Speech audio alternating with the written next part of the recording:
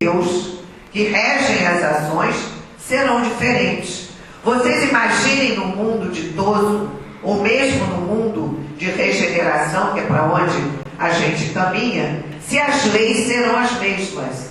Será que no mundo ditoso será uma das suas leis não matar? Não, porque não haverá mais o mal. O bem predominará. Então, obviamente, as leis serão adequadas àquele mundo, à evolução daqueles espíritos que vivenciam aquele mundo. E como é a lei do Pai? Eterna e imutável é a lei do Pai. Ela é para a eternidade. Nesse mundo de provas e expiações, ela vai durar eternamente e não se modificará. É necessário que seja assim, né? A lei de Deus é a única e verdadeira para a felicidade do homem. Se nós respeitamos a lei, nós vamos ser felizes. Porque a gente, não, mas eu não mato, eu não roubo, né? A gente vai logo para os extremos. Mas a gente tem que pensar que nós já evoluímos. Nós já estamos além do ano 2000, 2000 anos. Aquele não roubar, não matar, né, da época de Moisés, hoje tem outra conotação.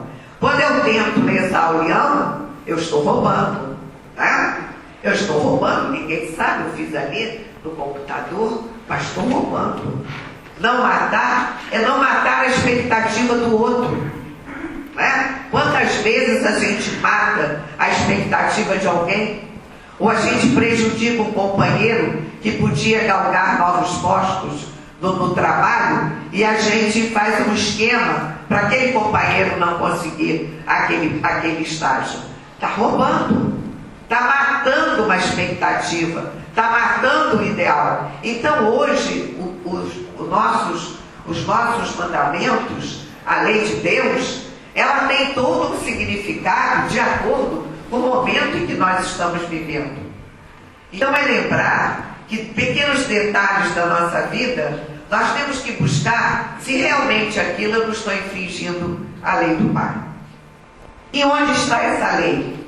A lei de Deus está escrita na consciência. Então, se a lei de Deus, que é uma lei de amor, que Ele nos criou num ato de amor, jamais esse Deus pode ser um juiz. Esse Deus é um Deus que nos reeduca, é um Deus que nos dá a oportunidade, através das reencarnações, de nos reeducarmos, de voltarmos aqui para conseguirmos progredir e evoluir. E não Deus juiz que julga, que castiga, porque até hoje nós ainda temos esse hábito. Deus se esqueceu de mim. Como Deus foi fazer isso comigo?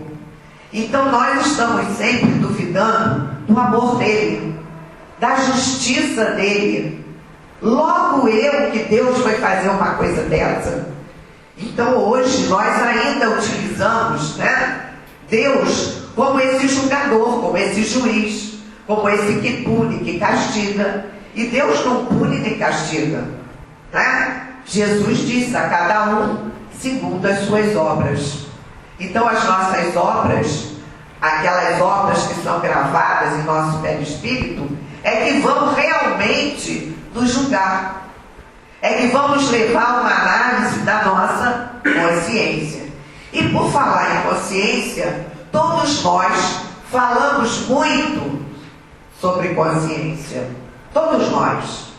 É muito comum nós dizermos assim: põe a mão na consciência, né? Nós dizemos isso para o outro. Põe a mão na consciência e veja se você fez corretamente. Nós falamos. Será que nós sabemos utilizar esse termo, consciência? Será que eu sei o que é consciência? Mas a gente não fala só isso. A gente diz também: você, Wilson, tem que agir com consciência. Sou consciente. Né? Então, agir com consciência é agir dentro dos padrões da lei. Porque não é na consciência que está escrita a lei. Então, agir com consciência é agir dentro dos padrões da lei. Mas a gente diz também: Ora, mas que falta de consciência, né? Como nós utilizamos a palavra consciência no nosso dia a dia, em várias conotações, em vários sentidos. Falta de consciência, mas que falta de consciência? O que será?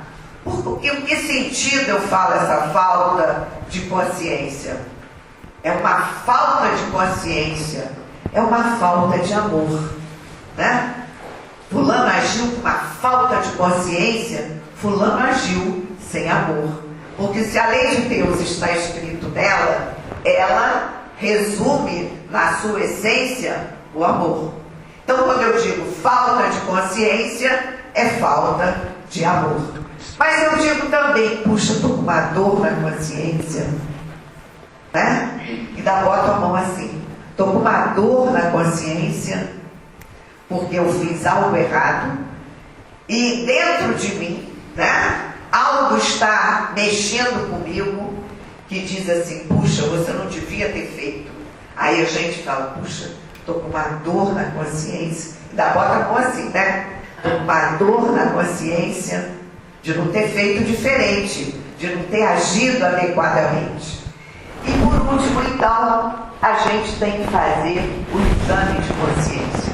É o que nos sugere Santo Agostinho, no Livro dos Espíritos, lá no Conhecimento de Si Mesmo, quando ele fala da necessidade, diariamente, nós fazermos o exame de consciência.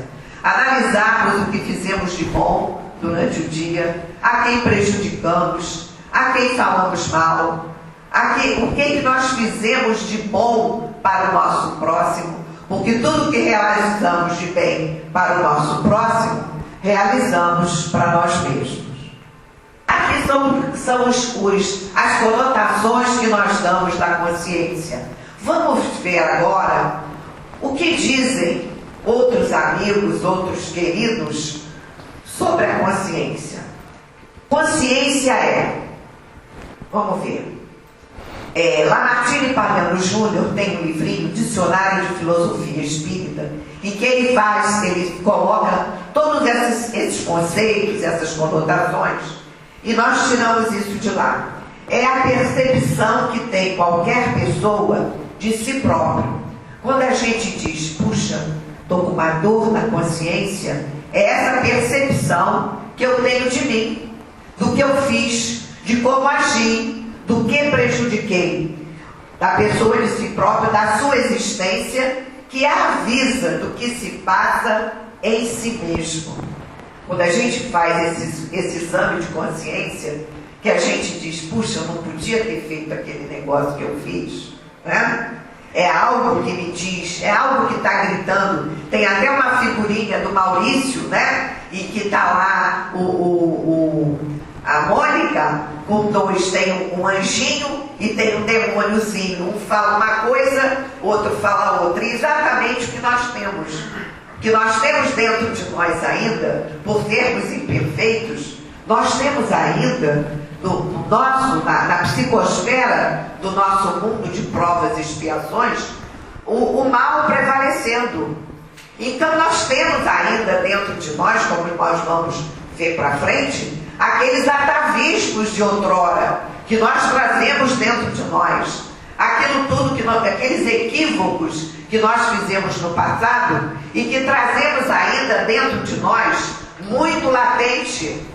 E de vez em quando aquilo grita, não vai por aí não, deixa de ser bonzinho, faz isso sim, vai, bateu, levou. Então, nós trazemos isso de épocas remotas, né? Que ainda brigávamos, que ainda lutávamos, mão a mão, arma a arma. Nós trazemos isso.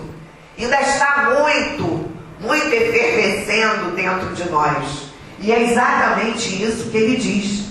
A sua existência que o avisa do que se passa em si mesmo. E às vezes nós não sabemos nem porque pensamos assim, nem porque agimos assim. É algo que grita em nós mais forte, bem mais forte do que nós queríamos que gritasse. Depois nós temos aqui uma de Emmanuel. Em toda personalidade existe uma fagulha divina, a consciência, que marca em cada espírito a grandeza e a sublimidade da sua origem. Então ele diz exatamente com palavras lindas que a lei de Deus está escrita na consciência. Quando ele diz que é uma fagulha divina que marca em cada espírito a grandeza e a sublimidade da sua origem. Todos nós trazemos essa fagulha divina, que é a nossa consciência. Temos depois o nosso querido Leon Denis, que nos fala que é o centro da personalidade, centro permanente, indestrutível, que persiste e se mantém através de todas as transformações do indivíduo. Joana de Ângeles ainda vai detalhar isso com mais minúcias. Leon Denis coloca dessas transformações do indivíduo. Joana vai detalhar mais à frente para nós. Ele ainda diz: a consciência é não somente a faculdade de perceber, como lá em cima nós falamos. Você percebe o erro, percebe a sua ação inadequada, mas aqui ele diz, não é somente a faculdade de perceber, mas também o sentimento que temos de viver, agir, pensar e querer. Então tudo está na nossa consciência, né? E ele ainda diz para nós, ela é una e indivisível, é única. Cada um tem a sua consciência, que foi formando ao longo da trajetória. E além dos três, né, do Pagliano, do Emmanuel e de Leon Denis, nós vamos ouvir Joana de Ângeles, né? Joana de Ângeles, Leon Denis, a gente tem um capítulo lindo sobre a consciência nesse livrinho, O Problema do Ser, do Destino e da Dor, né? Todo mundo sabe que eu gosto de trazer os livrinhos, que é para incentivar o pessoal a comprar, ler, estudar, né? Porque ler não é estudar, né? E agora nós vamos ver Joana.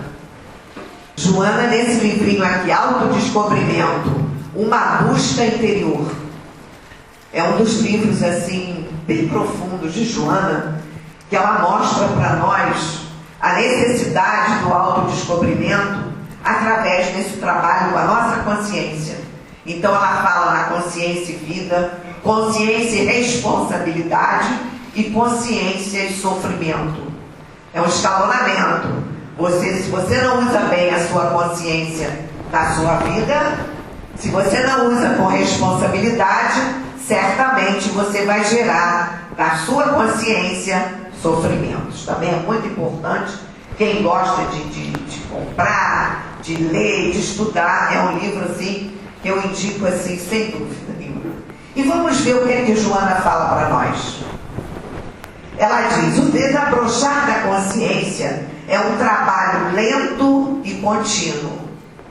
É um trabalho dia a dia, encarnação a encarnação, até chegar onde nós estamos. Que também é um trabalho lento e contínuo de transformação, que é a grande bandeira da doutrina espírita. A necessidade da reforma íntima, está aqui embutido, que constitui o desafio do processo de evolução.